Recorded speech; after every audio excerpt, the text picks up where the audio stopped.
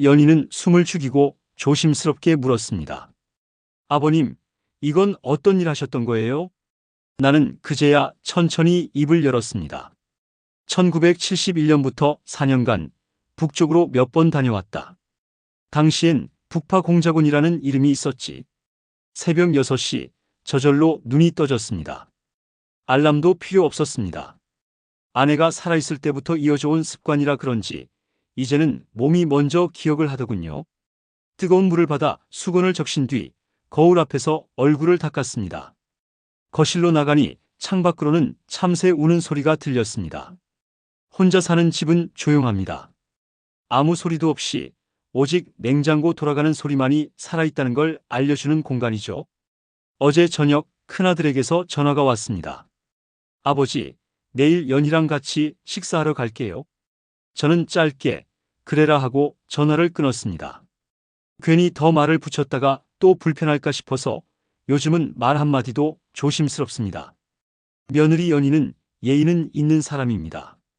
하지만 정이 느껴지진 않습니다. 명절에도 딱 정해진 시간만 있다가 조용히 돌아가고 말을 걸어도 짧게만 대답할 뿐 대화를 이어갈 생각은 없어 보였습니다. 식사 자리에 앉아 있을 때도 핸드폰만 들여다보고 있으니 마음이 무거워지더군요. 작년 설날 일이었습니다. 식구들 모두 모여 떡국을 먹는 자리였는데 연희가 계속 고개를 숙이고 핸드폰만 보고 있었습니다. 제가 조심스레 말을 건넸죠. 연희야, 요즘 회사 일은 좀 어떠니? 그러자 연희는 눈을 들지도 않은 채 아, 네. 그냥 좀 봐야 할 게 있어서요. 그게 전부였습니다. 그날 이후 저는 더 이상 말을 걸지 않게 됐습니다. 괜히 말을 꺼냈다가 서로 불편해지는 느낌이 싫었습니다.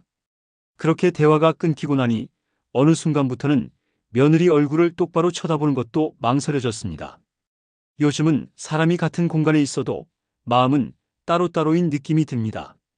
그게 더 외롭더군요. 친구와 막걸리를 한잔하던 날 제가 이런 말을 했습니다. 자식이랑 같이 살면 덜 외로울 줄 알았는데 오히려 혼자 있는 것보다 더 외로운 날이 많아. 그랬더니 친구가 웃으며 말하더군요. 그건 가족이 아니라 손님 취급받는 거야. 진짜 가족이면 말 안 해도 편하지. 손님이라는 말이 오래도록 귓가에 남았습니다. 그 말이 맞는지도 모르겠습니다. 큰아들은 착한 놈입니다. 명절이면 꼭 들르고 생신 때도 잊지 않고 챙기려고 합니다. 하지만 요즘은 혼자 오는 날이 더 많아졌습니다. 며느리는 몸이 안 좋다거나 회사에 일이 있다거나 늘 무슨 사정이 있다고 하더군요. 물론 이해는 합니다. 요즘 세상에 시댁을 불편하게 느끼는 며느리들이 많은 것도 알고 있습니다. 하지만 그렇다고 해도 저는 사람인지라 속이 허전한 건 어쩔 수 없더군요.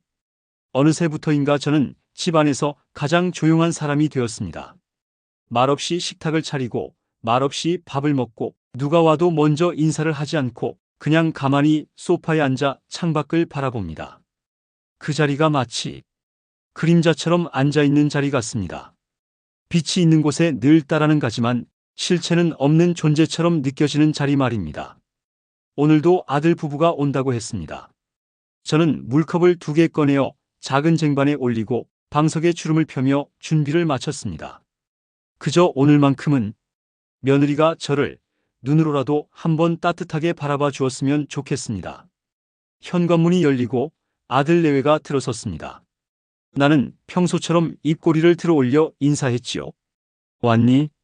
점심때 맞춰서 오느라 고생했겠구나. 연희는 고개를 숙여 인사하고는 곧장 거실로 들어와 소파에 앉았습니다. 말은 한마디도 없었습니다. 아들은 내게 상자 하나를 건네며 말했지요. 이거 회사에서 추석 선물로 들어온 건데요. 아버지 드리려고 남겨뒀어요. 포장은 정성스러웠지만 마음은 여전히 무겁더군요. 아들의 눈치를 보니 연희가 집에 오기까지도 한참 실랑이가 있었던 모양입니다. 아들은 자꾸 연희 눈치를 보고 연희는 아무 말 없이 핸드폰을 만지작거리기만 했습니다. 나는 다 괜찮다고 말하고 싶었습니다. 오든 안 오든 그냥 건강하게만 지내면 된다고요. 하지만 그 말이 목구멍을 맴돌기만 하고 끝내 나오질 않더군요. 왜 그런지 모르겠습니다. 말을 아끼면 상처도 적을 줄 알았는데 마음은 자꾸 얇아지고 있었습니다. 식사가 끝난 뒤 아들이 잠깐 전화를 받겠다며 마당으로 나갔고 나는 설거지를 하러 부엌으로 갔습니다. 그때였습니다. 문틈 너머로 며느리의 목소리가 희미하게 들렸습니다. 아휴, 진짜 피곤해. 시댁은 그냥 의무 방문이지. 언제까지 이렇게 살아야 하나 싶어. 다른 사람과 통화 중인 듯 했죠. 목소리는 크지 않았지만 그 말은 저한테 너무 또렷하게 들려왔습니다. 그 자리에 그대로 멈췄습니다. 물 틀어놓은 채로 고무장갑 낀 손을 가만히 내려놓았습니다. 의무 방문이라는 단어가 심장을 탁 치고 들어오더군요. 물론 누구에게든 불편한 관계는 있기 마련입니다. 하지만 그렇게까지 말할 줄은 몰랐습니다. 내가 뭘 그렇게 잘못했을까? 곱씹고 곱씹다 보니 나도 모르게 입안이 말라붙었습니다. 사실 연희가 나한테 불만을 갖고 있다는 건 느껴지고 있었어요. 하지만 직접 입으로 들으니 그게 또 이렇게 가슴에 박힐 줄은 몰랐습니다. 그날 이후로는 연희가 무슨 말을 해도 귀에 잘 들어오지 않았습니다. 형식적인 인사, 가벼운 웃음, 잠깐의 머무름. 모든 게 얇고 투명한 유리벽 같았습니다. 바라보긴 하지만 닿을 수 없는 서로를 가르는 그 투명한 벽이요. 아들이 마당에서 돌아와 말했습니다. 아버지, 저희 먼저 가볼게요. 회사에 들러야 해서요. 나는 고개를 끄덕이며 말했지요. 그래. 차 조심해서 가고. 현관문이 닫히고 조용해진 거실을 바라봤습니다. 방금 전까지 있던 그 자리에 사람은 없고 말 한마디 남기지 않은 공기만 머물러 있었습니다. 나는 천천히 식탁 의자에 앉았습니다. 고요한 집 안에서 손등을 가만히 바라보며 속으로 중얼거렸습니다. 나는 지금 누구의 가족이란 말인가? 며느리가 다녀간 지 이틀쯤 지나고 집안은 다시 고요함만 남았습니다. 바깥에선 봄비가 부슬부슬 내리고 있었고 창가에 앉아 차를 마시던 저는 문득 오래된 앨범을 꺼내보고 싶어졌습니다. 장롱맨 아래 서랍을 열었습니다. 반드시 접힌 군복 하나, 발엔 흑백 사진 몇 장, 그리고 작은 철제 상자 안에 꽂혀있는 신분증. 한때 제 이름이 3글자로 새겨진 그 명찰은 세상 누구에게도 꺼내 보이지 않았던 삶의 조각이었습니다. 사진 속 젊은 시절의 제 눈은 지금과는 전혀 다른 빛을 머금고 있었습니다. 두려움도 미련도 없는 눈빛. 그 시절에 저는 살아 돌아오는 게 목표였고 누구에게도 흔적을 남기지 않는 것이 임무였습니다. 책상에 앨범을 펼쳐놓고 차를 마시고 있는데 밖에서 인기척이 들렸습니다. 갑작스러운 방문객은 며느리 연희였습니다. 아버님, 근처까지 왔다가 잠깐 들렀어요. 연희는 어색한 듯 미소를 지으며 현관에 들어섰습니다. 평소보다 훨씬 낯선 느낌이었죠. 저는 가볍게 고개를 끄덕이며 마침 우려놓은 차를 따랐습니다. 그때였습니다. 연희가 거실 책상에 펼쳐진 앨범을 보고 발걸음을 멈췄습니다. 눈이 조용히 사진 속 젊은 시절의 저를 따라 움직였습니다. 이 사진 아버님 맞으세요? 저는 말없이 고개를 끄덕였습니다. 연희는 앨범을 천천히 넘겼습니다. 사진 속에선 낯선 복장, 낯선 표정의 사내들이 줄지어 서 있었습니다. 그리고 그중 하나, 낡은 폴라로이드 사진 한 장. 그 뒷면엔 희미하게 적혀 있었습니다. 작전 39-C, 생환자 2인. 연희의 손이 멈췄습니다. 입술이 조금 떨리는 듯 했지요. 이게 어떤 사진인가요? 저는 잠시 시선을 창밖으로 돌린 뒤 조용히 말했습니다. 그냥 오래전에 지나간 이야기일 뿐이야. 근데 이건 군복도 아니고 뭐랄까 특수부대 같기도 하고. 그 시절엔 복장보다 목적이 중요했지. 연희는 더 묻지 않았습니다. 하지만 그날 이후 제 눈을 바라보는 며느리의 시선이 조금 달라졌다는 걸 저는 느낄 수 있었습니다. 그날 밤 저는 책상 위에 앨범을 다시 덮으며 생각했습니다. 이제 와서 말해 무엇하랴.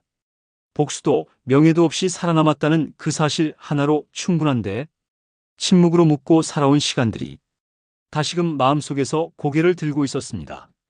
그리고 며느리가 그 사실을 눈으로라도 마주했다는 것만으로 저는 이상하게 마음이 놓였습니다.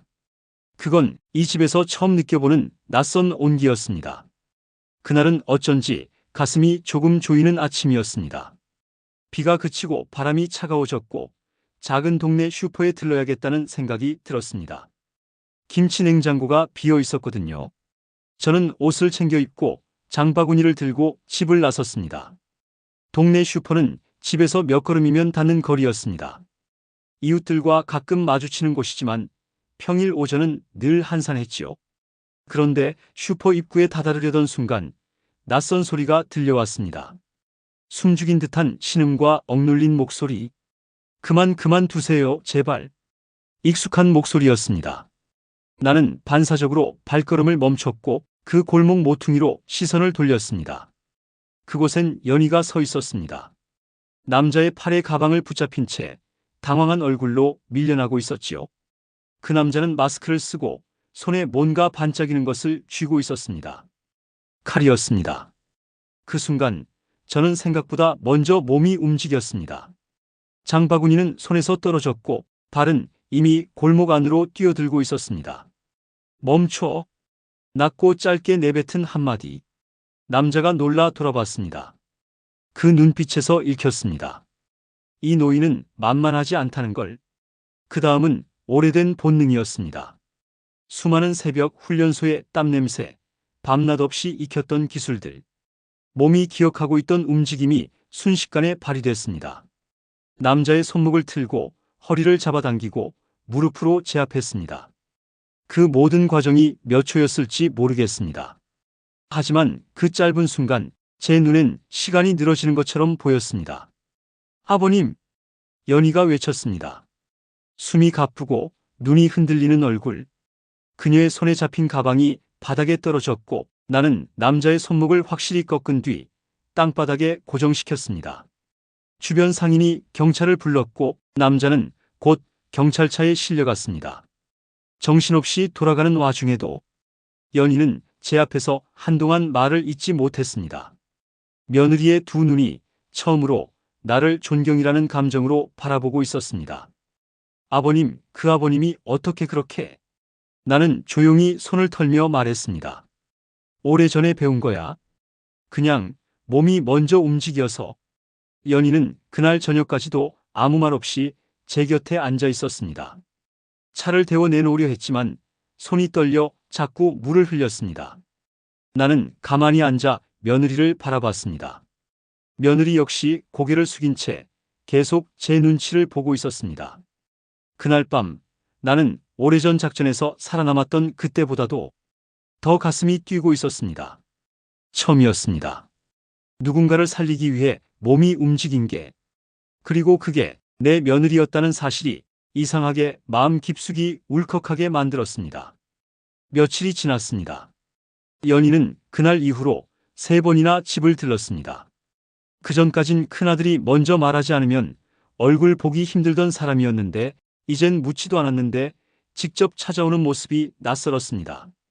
문을 열고 들어선 연희는 조심스럽게 제 눈치를 살폈습니다. 아버님, 혹시 괜찮으세요? 손목 다치신 건 없으시죠? 괜찮다? 이 나이 먹도록 아프다 소리하면 자존심 상하지. 그 말에 연희가 작게 웃었습니다. 정말 오랜만이었습니다. 그 아이가 내 앞에서 그렇게 웃는 모습을 본 게, 그 웃음은 어쩐지 안쓰럽고 죄스러운 얼굴에 더 씌워진 표정 같았지요. 저 지난번에 앨범에 있던 사진들 혹시 제가 다시 봐도 될까요? 그 말에 저는 잠시 멈칫했습니다. 이야기하고 싶지 않았던 삶이었기에 그 어떤 가족에게도 꺼내 본 적이 없었습니다. 심지어 아내에게도 내가 어떤 방식으로 살아왔는지 말하지 않았습니다. 하지만 연희는 이제 더 이상 손님처럼 굴지 않았습니다. 그 눈빛엔 경계 대신 조심이 있었고 무관심 대신 질문이 담겨 있었습니다. 따라와라. 나는 짧게 말하고 방 안의 장롱을 열었습니다. 서랍을 꺼내자 오래된 철제 상자가 다시 모습을 드러냈습니다. 나는 상자에서 하나씩 꺼내며 연희 앞에 놓았습니다. 먼저 군번줄. 내 이름과 혈액형이 양각으로 새겨져 있었죠. 다음은 낡은 신분증. 사진은 지금보다 훨씬 날카로운 얼굴이었습니다. 그 옆엔 외국으로 인쇄된 문서와 소형 통신장비 부속품이 정리되어 있었습니다. 연희는 숨을 죽이고 조심스럽게 물었습니다. 아버님, 이건 어떤 일 하셨던 거예요? 나는 그제야 천천히 입을 열었습니다. 1971년부터 4년간 북쪽으로 몇 번 다녀왔다. 당시엔 북파 공작원이라는 이름이 있었지. 산 하나를 넘어 한 달씩 숨어 있다가 살아 돌아오면 다시는 그 이야기를 꺼내선 안 된다고 했었어. 연희의 눈이 흔들렸습니다. 나는 계속 말했습니다. 죽은 줄 알고 있는 동료도 많다. 살아 돌아온 놈보다 못 돌아온 놈들이 훨씬 많았지. 근데 살아남은 우리가 뭐 대단한 걸 한 것도 아니야. 이름 없이 흔적 없이 살아왔다는 게 전부니까. 연희는 말을 잃었습니다. 눈에 고인 물기까지는 애써 참는 듯 보였지만 손끝은 자꾸 무릎을 문지르고 있었습니다. 그 모습이 오히려 고맙게 느껴졌습니다. 이 아이가 나를 이해하려 하고 있구나. 그동안 무심한 줄만 알았는데 지금 이 순간만큼은 내 말 하나하나를 놓치지 않으려 하는구나. 나는 고개를 숙인 연희에게 조용히 말했습니다. 내가 날 불편해했던 것도, 내가 너랑 거리를 뒀던 것도, 그게 꼭 누구 하나 잘못해서 그런 건 아니란다. 연희는 그제야 고개를 들었습니다. 처음으로 눈을 마주하며 말했습니다. 아버님, 제가 잘 몰랐어요. 정말 몰랐어요. 나는 작게 웃었습니다. 모른다는 말이 어쩌면 지금 내게 가장 따뜻한 사과처럼 들렸습니다. 며칠 동안 집 안 공기가 전과는 조금 달라졌습니다. 연희는 연락도 없이 가끔씩 찾아왔고 마당 청소를 도와주거나 냉장고 안을 열어보고 필요한 게 없는지 묻기도 했습니다. 처음엔 불편했습니다. 불편한 게 맞았지요. 그 아이가 갑자기 바뀐 태도를 보이니 이게 미안함 때문인지 진심에서 비롯된 건지 헷갈렸습니다. 연희는 조심스러웠습니다. 눈을 맞추는 시간이 길어졌고 말을 고를 때도 한참 머뭇거렸습니다. 그 모습은 이전과는 확실히 달랐지만 저는 오히려 그 변화가 어색했습니다. 그날 연희는 장을 봐서 다시 들고 왔습니다. 부엌에서 반찬을 꺼내놓고 있었죠. 아버님, 김치가 너무 쉬었길래 겉절이 조금 담갔어요. 매실청 조금 넣었는데 입맛에 맞을지 모르겠어요. 나는 고개만 끄덕였습니다. 입에서는 고맙다는 말이 안 나왔습니다. 목까지 차올랐다가 다시 삼켜버리고 말았죠. 점심상이 차려지고 우리는 마주 앉았습니다. 숟가락을 들던 연희가 조용히 말을 꺼냈습니다. 그날 이후로 계속 생각했어요. 제가 그동안 얼마나 무심했는지, 아버님을 얼마나 외롭게 했는지. 저는 숟가락을 멈춘 채 국만 바라봤습니다. 그 말이 반가우면서도 왜 이제야 하는 말인가 싶었습니다. 속이 뭉텅하게 무너지는 기분이었죠. 연희는 말을 이었습니다. 솔직히 처음엔 그냥 시댁이라면 자동적으로 거리를 뒀던 것 같아요. 가깝지 않아도 괜찮겠지, 피곤해도 가기만 하면 되겠지, 그렇게 생각했던 것 같아요. 근데 그게 사람을 얼마나 허전하게 만들 수 있는지 이제야 알겠어요. 저는 여전히 말이 없었습니다. 그저 국을 떠서 한 입 넘겼습니다. 그 아이는 그 침묵을 받아들였지만 그 순간 저 역시 마음속에 울컥한 감정이 피어오르는 걸 느꼈습니다. 왜 그렇게까지 무심했냐고 따지고 싶었고 왜 날 그렇게 모른 척했냐고 묻고도 싶었습니다. 하지만 그 말들을 입에 올리는 순간 그 아이의 고개가 더 숙여질 걸 생각하니 차마 말을 잇지 못했습니다. 식사를 마친 연희는 조용히 그릇을 정리했습니다. 그러다 싱크대 앞에서 혼잣말처럼 말했습니다. 아버님, 그날 아니었으면 전 평생 몰랐을 거예요.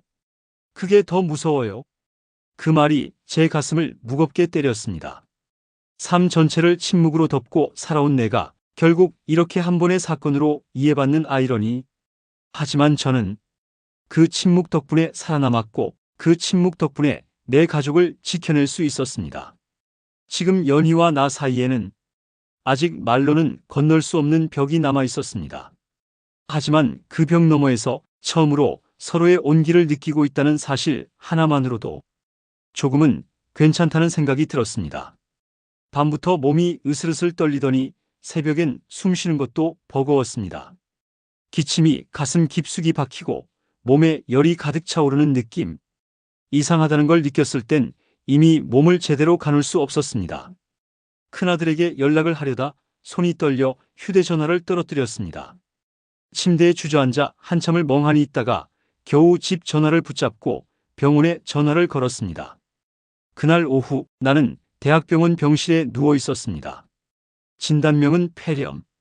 면역력이 많이 떨어져 있었다고 하더군요. 며칠 전 연희에게 김치만 꺼내 먹고 끼니를 제대로 챙기지 않았던 날부터였나 봅니다. 큰아들은 출장 중이라 연락이 어렵다 했고 병원으로 달려온 건 연희였습니다. 아버님, 어떡해요? 이제 조금만 늦었으면 더 위험할 뻔했대요. 그 목소리에 놀람과 죄책감이 동시에 얹혀 있었습니다. 나는 말없이 눈만 감았습니다. 숨을 들이쉴 때마다 가슴이 욱신거려 대답조차 하기 힘들었으니까요. 그날 밤 연희는 내 병실에 앉아 있었습니다.